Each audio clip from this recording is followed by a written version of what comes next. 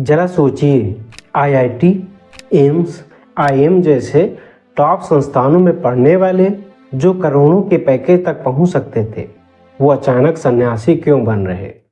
कल्पना कीजिए, एक युवक जिसकी उम्र महज 22-23 साल है, आईआईटी से पढ़ाई की, लाखों का पैकेज हाथ में था। उसके माता पिता सोच रहे थे कि बेटा अमेरिका जाएगा, एक दिन बड़ा इंजीनियर बनेगा।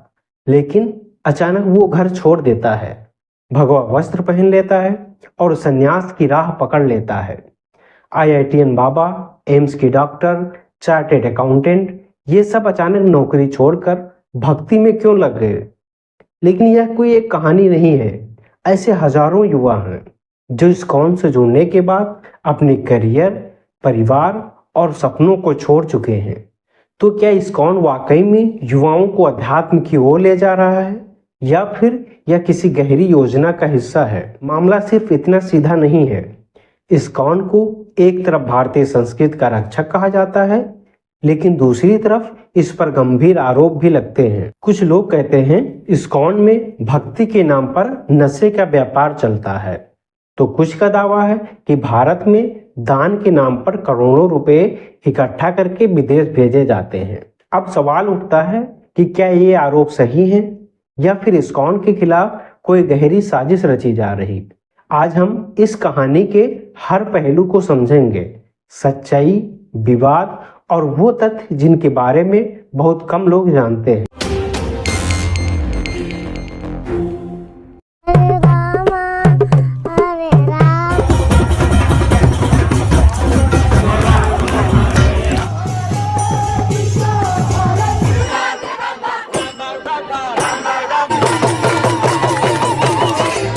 साल 1965, एक 70 साल के बुजुर्ग साधारण सी धोती पहनकर एक छोटे से जहाज में सफर कर रहे थे। उनके पास सिर्फ 40 रुपए और कुछ किताबें थीं। नाम था एसी भक्तिवेदांत स्वामी प्रभुपाद। उनकी मंजिल थी अमेरिका, वो देश जो पूरी तरह भौतिक चकाचौंध में डूबा था। लेकिन यह यात्रा आसान भी नहीं थी। समुद्र में 2 बार उन्हें दौरा पड़ा था, पर वे रुके नहीं। जब न्यूयॉर्क पहुंचे तो न कोई उनका स्वागत करने वाला था, न रहने की जगह थी। वो किसी तरह एक छोटे से कमरे में रहने लगे। लेकिन फिर कुछ ऐसा हुआ जिसने पूरी दुनिया को बदल दिया। अमेरिका उस समय वियतनाम युद्ध से परेशान था। युवा शांति और अध्यात्म की तलाश में थे। यही वो मौका था जब प्रभुपाद ने न्यूयॉर्क के टॉम्किंस स्क्वायर पार्क में बैठकर कीर्तन शुरू किया। कुछ ही हफ्तों में सैकड़ों युवा उनके पास आने लगे। धीरे धीरे युवाओं का झुंड भगवा वस्त्र पहनकर हरे कृष्णा मंत्र गाने लगा। और फिर 1966 में इस्कॉन का जन्म हुआ। इस्कॉन यानी international society for Krishna consciousness. अब सवाल ये है कि युवा अचानक भक्ति की तरफ क्यों मुड़ गए। क्या उन्हें अध्यात्म की सच्ची खोज थी, या फिर उनकी सोच को धीरे धीरे बदला गया। अब यह सिर्फ अमेरिका तक सीमित नहीं रहा। आज भारत में भी कई आईआईटी, एम्स और आईएम के छात्र इस्कॉन से जुड़कर संन्यास ले रहे हैं। आईआईटीएन बाबा अभय सिंह जैसे लोग एक मिसाल बन चुके हैं। इन्होंने आईआईटी से पढ़ाई की, लेकिन करियर छोड़कर सन्यासी बन गए। ऐसे कई और लोग हैं जो करोड़ों की जॉब छोड़कर इस्कॉन से जुड़ गए। कई एम्स के डॉक्टर, सीए और टॉप लेवल इंजीनियर करियर छोड़कर भक्ति की ओर बढ़ रहे हैं। अब सवाल उठता है, क्या इस्कॉन सच में अध्यात्म की प्रेरणा दे रहा है, या फिर यह किसी गहरी माइंड प्रोग्रामिंग का हिस्सा है। क्योंकि अगर हजारों टैलेंटेड युवा भक्ति के नाम पर करियर छोड़ देंगे तो देश का भविष्य कहां जाएगा। जैसा कि इस्कॉन की शुरुआत अमेरिका में हुई, मतलब यह संस्था भारत की नहीं, विदेश से शुरू हुई और फिर धीरे धीरे भारत आई। आज इसके 100 से ज्यादा देशों में 600 से ज्यादा मंदिर हैं। इनके भक्त भी लाखों में हैं। आज इस्कॉन एक ब्रांड बन चुका है, क्योंकि अगर आप ध्यान दें तो इस्कॉन सिर्फ एक मंदिर नहीं है, ये एक बड़ी कॉरपोरेट संस्था की तरह काम करता है। इस्कॉन के होटल, गेस्ट हाउस, रेस्तरां, किताबें, music album, organic food brands, ये सब हैं।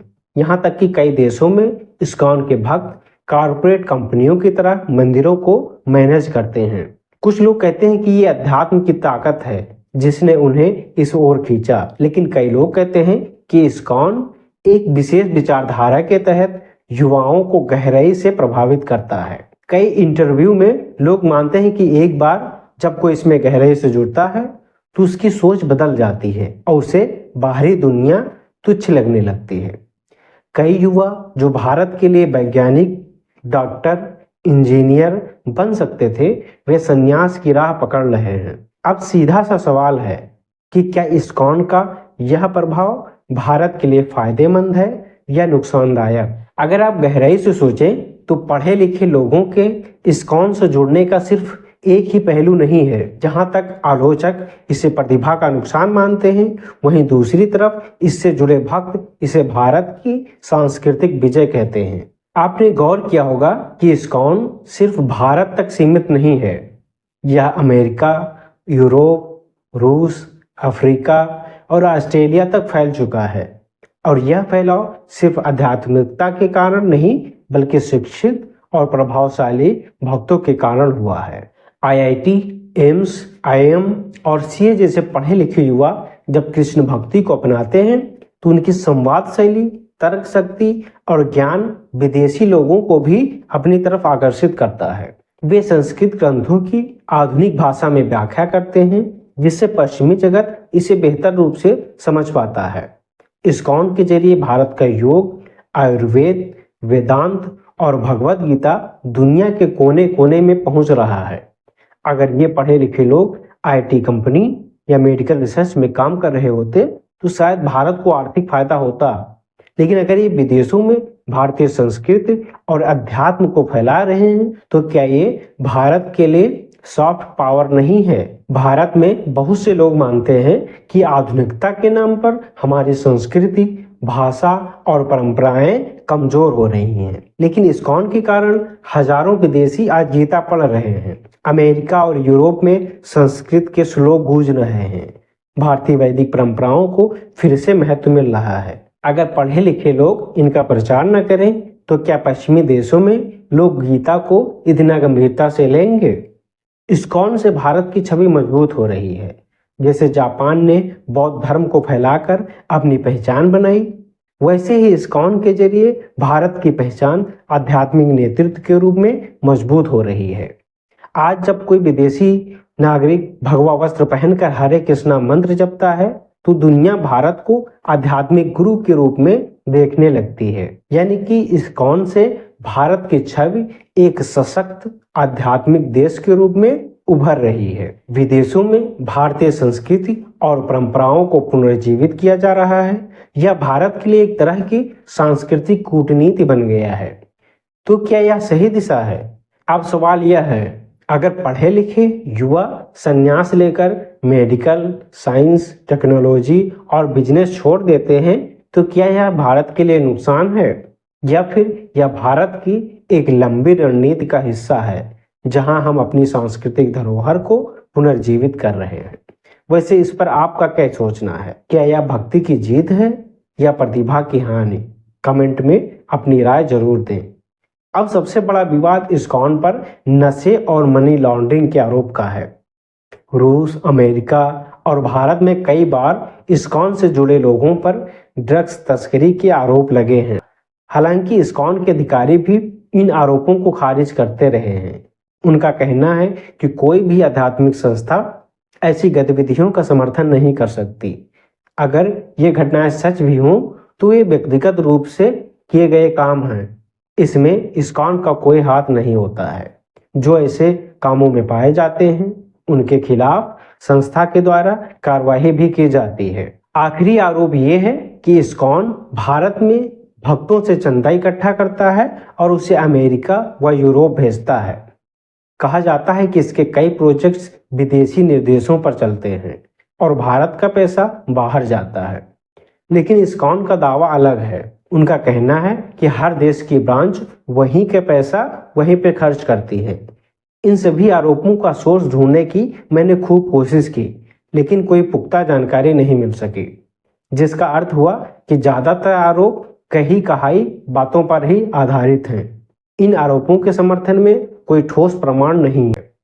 हालांकि इस्कॉन ने इन सभी आरोपों को खारिज किया है और उसका कहना है कि यह सिर्फ उनकी छवि खराब करने की कोशिश है। इस्कॉन एक आध्यात्मिक संगठन है, इसमें कोई शक नहीं, लेकिन यह भी सच है कि इस पर कई विवाद और आरोप लगते रहे हैं। हो सकता है इन आरोपों में कुछ सच्चाई भी हो, लेकिन इस्कॉन के योगदान को हम भूल नहीं सकते। एक तरफ भारतीय संस्कृति और कृष्ण भक्ति को इस्कॉन के द्वारा दुनिया में फैलाया गया। लाखों विदेशी आज गीता पढ़ रहे हैं, संस्कृत के श्लोक गा रहे हैं और भारत को एक आध्यात्मिक गुरु के रूप में देख रहे हैं। और दूसरी तरफ आरोपों की फेहरिस्त भी लंबी है। आपका क्या मानना है? क्या युवाओं को सही दिशा मिल रही है या उनकी प्रतिभा व्यर्थ जा रही है? अपने विचार हमें कमेंट करके जरूर बताएं और इस वीडियो को शेयर करें ताकि ज़्यादा से ज़्यादा लोग इस सच्चाई को जान सकें। अब जब आप वीडियो के आखिर तक पहुंच ही गए हैं तो आशा है ये वीडियो आपको पसंद आया होगा। वीडियो को लाइक करें और अगर चैनल को सब्सक्राइब नहीं किए हैं तो सब्सक्राइब कर लें ताकि ऐसे ही रोचक और विश्लेषणात्मक वीडियो आपको आगे भी मिलते रहें। धन्यवाद। नमस्कार।